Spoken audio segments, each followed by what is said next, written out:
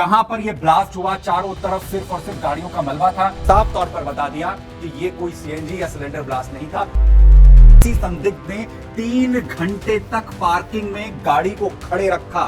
बेहद धीमी स्पीड में गाड़ी थी और उसी में इतना जबरदस्त ब्लास्ट होता है। 4 किलोमीटर तक जो इंटेंसिटी है वो समझिए इस धमाके की। 4 किलोमीटर तक ये जो धमाका हुआ इसको लेकर पहले से पूरी प्लानिंग जो है वो चल रही थी। ये है फरीदाबाद और यहां धौज गांव से आप देखिए ये दूरी तकरीबन 15 किलोमीटर की है। ओखला का जो एरिया है बीच में वहां पर किसी पेट्रोल पंप पर उसकी तरफ से पेट्रोल यहां पर भरवाया गया है। 6:28 तक जो गाड़ी है वो यहीं पर रहती है। बड़ी बात यह है कि 3:19 से शाम के 6:28 तक तकरीबन ये 3 घंटे का जो वक्त है। नमस्कार, अमरउजाला.com देख रहे हैं आपके साथ मैं हूं सुमित चौधरी। 10 नवंबर 2025 शाम 6:52 का वक्त, वो तारीख जो एक बार फिर से दिल्ली के अंदर इस तरीके से दहला गई दिल्ली को जिसने हर किसी को खौफ से भर दिया। लेकिन 6:52 पर जब एक धमाका होता है लाल किले पुरानी दिल्ली इलाके में तो किसी को यह समझ नहीं आया कि आखिर ये हुआ क्या है। क्या गाड़ी के अंदर कोई सीएनजी या सिलेंडर में ब्लास्ट होने की वजह से यह घटना हुई है या फिर यह कोई आतंकी साजिश है, क्योंकि किसी को यह यकीन नहीं हो रहा था कि राजधानी दिल्ली जो दुनिया में सबसे ज्यादा सुरक्षित इलाकों में से जगहों में से एक मानी जाती है, जहां पर इतनी सुरक्षा जो है लगातार चाक चौबंद रहती है, वहां पर इस तरीके की घटना को अंजाम दिया जा सकता है। और इसीलिए सभी ने एहतियात बरतते हुए इंतजार किया कि सरकार की तरफ से, सुरक्षा एजेंसियों की तरफ से आखिर क्या कुछ जो है वो सामने आता है। लेकिन जब अब ये लगभग पूरी तस्वीर साफ हो चुकी है कि कैसे आतंकियों ने राजधानी दिल्ली को दहलाने की साजिश रची और इसे लेकर कैसे लगातार पहले से प्लानिंग हो रही थी, उसके डॉट लगातार कनेक्ट हो रहे हैं और जो एक के बाद एक तस्वीर सामने आ रही है वो हैरान कर देने वाली है। लेकिन साथ ही साथ जांच एजेंसियां अब लगातार यहां पर जुटी हुई हैं। लेकिन सबसे बड़ा सवाल यह था कि राजधानी दिल्ली को दहलाने की जब साजिश यहां पर की जा रही थी, 6:52 पर जब ये गाड़ी वहां पर दहलाती है राजधानी दिल्ली को, आखिर कैसे ये पहुंची राजधानी दिल्ली के सबसे ज्यादा व्यस्तम, सबसे ज्यादा भीड़ भाड़ वाले इलाके में, आखिर कैसे वहां तक तमाम सुरक्षा के लिए जो बैरियर्स होते हैं, तमाम जो बैरियर्स लगाए जाते हैं, जहां पर सुरक्षा के लिए तमाम जवान तैनात रहते हैं, उन तभी सुरक्षा को धत्ता बताते हुए कैसे इतने सुरक्षित इलाके तक ये गाड़ी जो है वो पहुंच जाती है, इसका आखिर रास्ता क्या कुछ रहा है। सबसे पहले आपको पूरा जो है स्ट्रैटेजी समझने की जरूरत है, पूरी क्रोनोलॉजी समझने की जरूरत है। लेकिन ये सबसे पहले कल तस्वीरें जो है वो सामने आई, ये तस्वीरें जिसने बताया कि आखिर इंटेंसिटी क्या थी। जहां पर यह ब्लास्ट हुआ चारों तरफ सिर्फ और सिर्फ गाड़ियों का मलबा था, चाहे टेम्पो आप देख रहे हैं, गाड़ियां आप यहां पर देख रहे हैं और चारों तरफ ई रिक्शा का यह मलबा था। तकरीबन 12 लोगों की इस जबरदस्त धमाके में जान गई, जिसने यह साफ तौर पर बता दिया कि यह कोई सीएनजी या सिलेंडर ब्लास्ट नहीं था। और उसके बाद जब इसकी परतें खुलनी शुरू हुई तो उसने पूरी तरह से जांच एजेंसियों के जो कान हैं वो खड़े कर दिए। लेकिन अहम बात यह है कि इस धमाके से पहले ही जो सुरक्षा एजेंसियां हैं वो पूरी तरह से एक्टिव मोड में थी। ना सिर्फ गुजरात में, ना सिर्फ दिल्ली एनसीआर के फरीदाबाद इलाके में, ना सिर्फ जम्मू कश्मीर के अंदर, हर जगह से विस्फोटक मिल रहा था। केमिकल हमले का अटैक करने की एक बड़ी साजिश जो है वो गुजरात में रची जा रही थी। यानी पूरी तरह से यह कोशिश थी कि देश को एक बड़े हमले से जो है वो दहलाया जाए, यह आतंकियों की तरफ से कोशिश जो है वो की जा रही थी। लेकिन वो बड़ी साजिश कामयाब होती उससे पहले ही आतंकियों पर नकेल कसने के लिए जो अलग अलग छापेमारी जो है वो की गई और उसमें बड़े जो है वो खुलासे हुए। लेकिन अभी तक जो जांच सामने आई है उसमें जो बड़े खुलासे हुए हैं उसमें सबसे बड़ा खुलासा ये कि दिल्ली में धमाके के बाद जो संदिग्ध की जो तस्वीर है वो सामने आई है। लगातार सोशल मीडिया से लेकर तमाम मीडिया चैनल्स की जो रिपोर्ट्स हैं उसमें यह तस्वीर दावा की जा रही है कि यही वो आतंकी उमर है जिसने इस पूरी घटना को अंजाम दिया, यही वो आरोपी है जिसकी तस्वीरें अब लगातार अलग अलग सीसीटीवीज में जो है वो सामने आ रही है और इसका नाम बताया जा रहा है डॉक्टर उमर। और यह कहा जा रहा है कि जिस गाड़ी के अंदर ब्लास्ट हुआ यह उसी गाड़ी के अंदर मौजूद था और इसी संदिग्ध ने 3 घंटे तक पार्किंग में गाड़ी को खड़े रखा। जो लाल किले के करीब पार्किंग थी, वो वहां पर इस गाड़ी को लेकर पहुंचता है I-20 और वहां पर लगातार 3 घंटे तक बैठा रहता है। उसके बाद वो उस पार्किंग से गाड़ी को कैसे निकालता है और कैसे धमाके वाली जगह पर लेकर जाता है वो भी आपको बताऊंगा। लेकिन लाल किला मेट्रो स्टेशन के पास जब वो इस गाड़ी को लेकर पहुंचा, बेहद धीमी स्पीड में गाड़ी थी और उसी में इतना जबरदस्त ब्लास्ट होता है कि हर कोई सन्न रह जाता है। आसपास की गाड़ियां पूरी तरीके से उनके परखच्चे उड़ जाते हैं। जो लोग आसपास के मौजूद थे उनकी जान यहां पर चली जाती है। धमाके के बाद राजधानी दिल्ली दहल चुकी थी। वहीं दिल्ली धमाके में बड़े खुलासे हो रहे हैं। अमोनियम नाइट्रेट आखिर कैसे फरीदाबाद में 350 किलो मिलता है, उसके बाद लगातार कार्रवाई जारी रहती है। फिर तकरीबन 2500 किलो अमोनियम नाइट्रेट बरामद किया जाता है। बड़ी बात यह है कि अमोनियम नाइट्रेट से आईईडी बनाई जा सकती है और उसी का इस्तेमाल करने की जानकारी जो है वो आ रही है। अभी भी जांच इसको लेकर जो है चल रही है कि बम धमाके में आईईडी का इस्तेमाल यहां पर किया गया। क्या इसके अंदर अमोनियम नाइट्रेट था? 4 किलोमीटर तक जो इंटेंसिटी है वो समझिए इस धमाके की, 4 किलोमीटर तक। शाम का 6:52 का वक्त है। सबसे ज्यादा इस वक्त भीड़ भाड़ रहती है। पुरानी दिल्ली का चांदनी चौक इलाका है, मेट्रो स्टेशन, जहां से लगातार सबसे ज्यादा भीड़ भाड़ का इलाकों में से एक है। लोग जो रेडी पटरी वाले हैं वो वहां पर सबसे ज्यादा जो है संख्या में मौजूद रहते हैं। बड़ा ट्रैफिक उस पूरे इलाके में रहता है। जो लोग रोजमर्रा चांदनी चौक का इलाका, पुरानी दिल्ली के इलाके में जाते हैं वो जानते होंगे। वहां पर जब इतनी तेज धमाका हो और अगर वो 4 किलोमीटर तक उसकी आवाज सुनी जाए तो आप अंदाजा लगाइए कितनी तेज ये धमाका होगा, कितना इसके अंदर विस्फोटक इस्तेमाल किया गया होगा। धमाके के बाद हालत क्या हो गई? जो लोग इसकी चपेट में आए उनके चिथड़े उड़ गए। जो प्रत्यक्षदर्शी हैं वो ये कह रहे हैं कि इतनी विभत्स मंजर था वहां पर, उन लोगों को पहचाना नहीं जा सकता था। डीएनए करवाने पड़ रहे हैं। जो शव एलएनजेपी अस्पताल में है, अब उनके जो शवों की पहचान हो सके इसके लिए अब डीएनए करवाया जाएगा, तब जाकर पहचान हो सकेगी। 1-2 शवों की पहचान इसमें हुई है।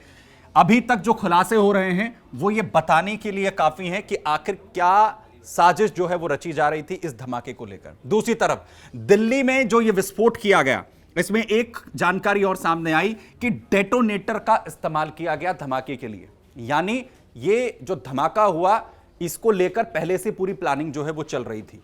उसके साथ ही फरीदाबाद आतंकी मॉड्यूल से इसके तार जुड़ रहे हैं, जो इस पूरी साजिश का सबसे बड़ा प्लॉट है कि जो तार हैं वो फरीदाबाद में। आपको ध्यान हो कि सबसे पहले जो खबर आई थी कि 350 किलो अमोनियम नाइट्रेट मिला है, वहां से शुरुआत हुई थी।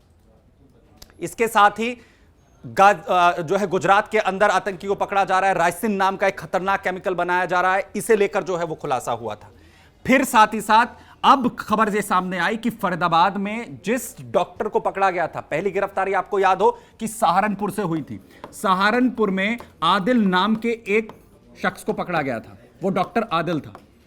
डॉक्टर आदिल ने एक जानकारी दी और यह बताया कि उसका साथी जो है वो फरीदाबाद में है। फरीदाबाद में छापेमारी होती है, 350 किलो मिलता है अमोनियम नाइट्रेट। और अमोनियम नाइट्रेट 350 किलो मिलने के बाद अगले दिन कल सुबह के वक्त में भी छापेमारी होती है, मिलता है 2500 किलो के आसपास जो है अमोनियम नाइट्रेट मिलता है। और उसके कुछ ही देर के बाद वहां से जानकारी मिलती है, अब जो खुलासा हो रहा है कि वहां से जो आतंकी है बाकी विस्फोटक को लेकर जो है वहां से निकला, क्योंकि तार यहीं से जुड़ रहे हैं। आखिर ये पूरा जो है रूट मैप क्या था, आखिर कहां से राजधानी दिल्ली के अंदर वो घुसा, कौन सा वो रास्ता आखिर जो है उसकी तरफ से लिया गया, उसे लेकर जो थ्योरी अभी तक बताई जा रही है, जो सूत्र जो जानकारी अभी तक दे रहे हैं कि आखिर कैसे लाल किले तक जो है वो पहुंचा, जहां से मैंने शुरुआत की थी वो आपको बताने की कोशिश करता हूं। लेकिन थोड़ा सा आप बैकग्राउंड में जाइए। बैकग्राउंड में फरीदाबाद आपको लिए चलते हैं। फरीदाबाद में क्या होता है? सबसे पहले एक बड़ा खुलासा दरअसल फरीदाबाद में हुआ अल फलाह यूनिवर्सिटी को लेकर। अल फलाह यूनिवर्सिटी ये वो यूनिवर्सिटी है जहां पर आदिल जो सहारनपुर से पकड़ा गया उसका दोस्त मुजम्मिल जो है वो यहां पर पढ़ाता था। अल फलाह के अंदर ये शिक्षक था, यहां पर ये पढ़ा रहा था। दूसरा जो उमर था वो भी यहीं पर था। ये दोनों अल फलाह यूनिवर्सिटी से जुड़े हुए थे। धौज गांव आप देख रहे हैं जहां से मुजम्मिल अहमद को पकड़ा गया था, जहां पर उसके घर पर छापेमारी हुई थी और 350 किलो शुरुआत में जो अमोनियम नाइट्रेट यहां पर मिला था। अब आपको यह समझना चाहिए कि आखिर ये जो अल-फलाह यूनिवर्सिटी आपको और ध्वज गांव यहां पर नजर आ रहा है, इससे एशियन अस्पताल आखिर कितनी दूर है। एशियन अस्पताल का नाम सामने क्यों आ रहा है, देखिए ये है फरीदाबाद और यहां ध्वज गांव से आप देखिए ये दूरी तकरीबन 15 किलोमीटर की है। ये जो पूरा रूट है, ये रूट है आपका फरीदाबाद से होते हुए यहां सुबह के वक्त तकरीबन 7:30 बजे जो एशियन अस्पताल का मैंने नाम आपको बताया, यहां पर उमर को I-20 गाड़ी के साथ देखा गया था। सीसीटीवी कैमरे में एशियन अस्पताल के सामने वो नजर आया था। अब यहां से शुरुआत हुई है, ये ध्वज गांव है यहां, और यहां से इसके बाद वो 7:30 बजे निकलता है।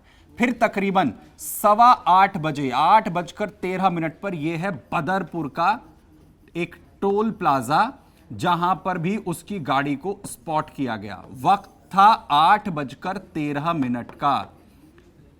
ध्वजगांव, एशियन अस्पताल और उसके बाद बदरपुर टोल नाका, जो दिल्ली बॉर्डर का इलाका है, वहां पर उसकी गाड़ी को स्पॉट किया जाता है। यहां से उसकी गाड़ी आगे बढ़ती है। ये जो आप येलो मार्क देख रहे हैं, जिसमें गाड़ी यहां से आगे बढ़ी और इसमें वो नई दिल्ली, पुरानी दिल्ली की तरफ जो है वो आगे बढ़ता है। थोड़ा और आपको आगे लिए चलते हैं। यहां से बीच में ये बताया जा रहा है कि जो ओखला का एरिया है बीच में, थोड़ा जूम करते हैं इसको, ओखला का जो एरिया है बीच में, वहां पर किसी पेट्रोल पंप पर उसकी तरफ से पेट्रोल यहां पर भरवाया गया है। फिर गाड़ी आगे बढ़ी है और ये आ जाते हैं हम स्पॉट वाले एरिया पर। सारी कहानी यहां पर समझ में आती है कि उसने अब पूरे रास्ते को जिस तरीके से तय करते हुए वो यहां पर पहुंचा। वक्त था तकरीबन 3:19 का, दोपहर को 3:19 का, और यहां पर वो अपनी गाड़ी जो है वो पार्क करता है। आप देखेंगे कि थोड़ा सा आप ऊपर जाएंगे तो ये है लाल किला, ये आपको लाल किला दिख रहा है यहां से, और ये पूरा जो प्रेमाइसिस है ये पूरा लाल किले का प्रेमाइसिस है। यहां पर ये पूरे अंदर के जितने भी आप ग्रीनरी यहां पर देख रहे हैं, ये ठीक वो जगह है जहां एंट्रेंस है लाल किले के लिए। यहां गौरी शंकर मंदिर है और ये है धमाके वाली जगह ये, और यहां से जो गाड़ी है वो तकरीबन 3:19 पर यहां पार्क की गई थी।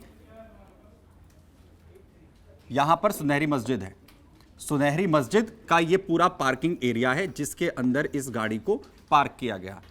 सवाल इस जगह को लेकर भी है कि पार्किंग के लिए उसने इस जगह को आखिर क्यों चुना।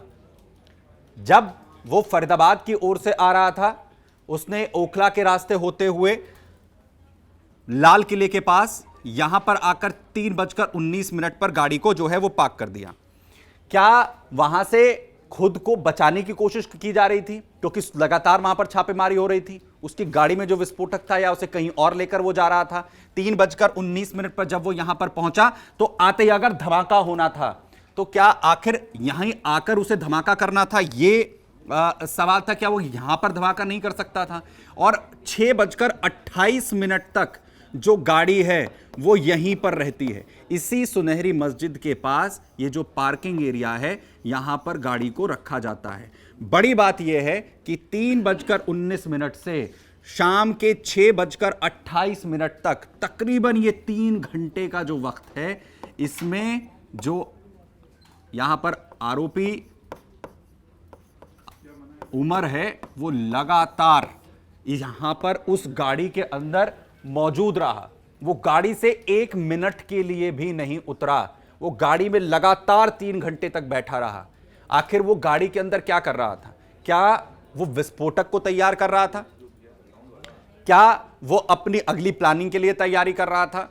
या फिर उसके पास आगे का कोई प्लान नहीं था, वो सिर्फ विस्फोटक को लेकर भागने की कोशिश कर रहा था और आगे की जो रणनीति है वो पूरी तरीके से फ्लॉप हो गई थी। और बाद में उसने शाम को 6:28 पर यह तय किया कि अब वो यहां से नहीं निकल सकता है, और उसके बाद उसने पास में जो बाकी जगह है उसे चूज किया कि आखिर कैसे वो यहां पर हमला कर सकता है। देखिए, उसने फिर इसके बाद क्या किया, 6:28 पर 3:19 पर गाड़ी जो है इस पार्किंग में पहुंची, 6:28 पर वो यहां से निकला और इस रास्ते को लेते हुए बाहर निकला और वापसी उसने यहां से की लाल किले की तरफ। इस रूट के जरिए जो रास्ता जो है वो सीधा जाता है आपका लाल किले की ओर, और लाल किले के जिस तिराहे का मैंने यहां पर जिक्र किया, ये तकरीबन जो एरिया है ये यहां से पड़ता है 1.25 किलोमीटर के करीब।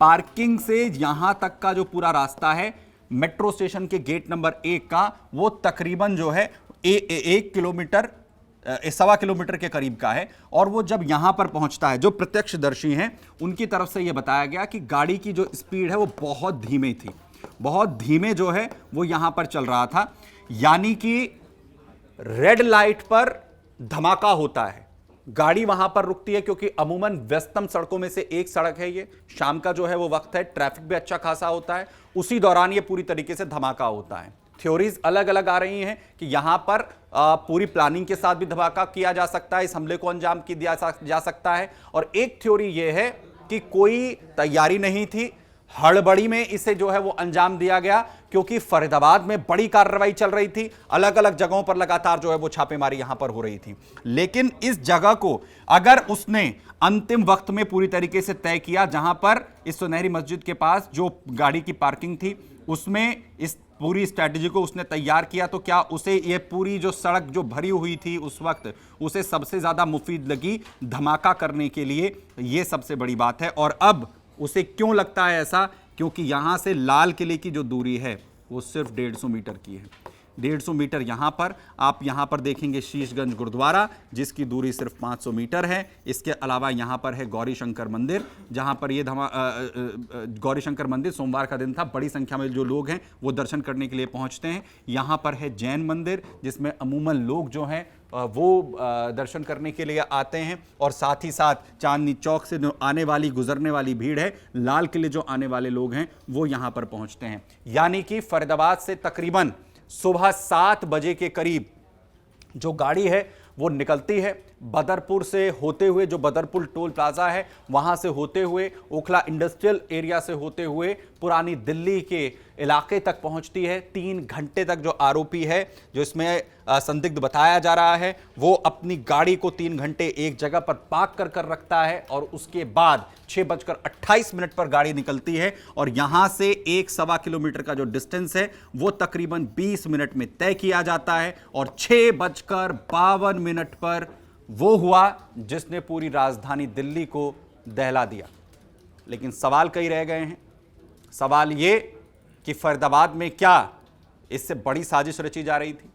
सवाल ये कि आखिर कौन लोग इसके पीछे हैं? सवाल ये कि क्या राजधानी दिल्ली जो है उसके दूसरे इलाकों को टारगेट जो है वो किया जाना था? और क्या सवाल ये कि क्या निशाने पर लाल किला था, जो भारत कि 15 अगस्त के मौके पर जिस तरीके से देश के प्रधानमंत्री वहां से जो ध्वजारोहण करते हैं, उसे जो है वो चोट पहुंचाने की कोशिश थी। कई सवाल हैं, उनके जवाब आने अभी बाकी हैं, लगातार पड़ताल हो रही है, कई गिरफ्तारियां अभी तक हो चुकी हैं, पूछताछ उनसे जो है लगातार चल रही है। तार जम्मू कश्मीर से लेकर फरीदाबाद से लेकर देश के अलग अलग हिस्सों में जुड़ते हुए दिख रहे हैं। लखनऊ तक में छापेमारी हो रही है। जो भी तस्वीर सामने आती रहेगी लगातार आप तक पहुंचाते रहेंगे। फिलहाल साथ जुड़ने के लिए आप सभी का बहुत धन्यवाद।